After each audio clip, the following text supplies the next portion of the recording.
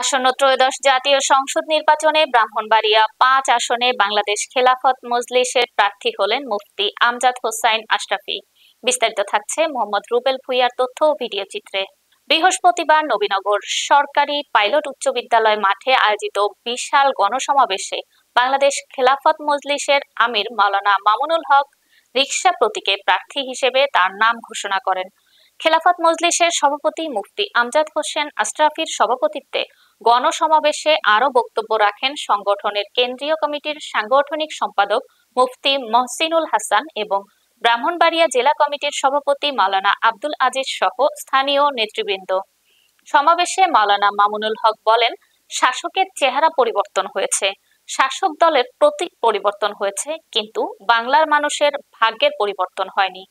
দেশের ভাগ্য পরিবর্তন করতে বড় রাজনৈতিক দল লাগে না। আগামীর বাংলাদেশ হবে ইসলামের বাংলাদেশ। আমাদের স্লোগান হবে ধর্ম বর্ণ ভিন্ন মত সবার জন্য খেলাফত।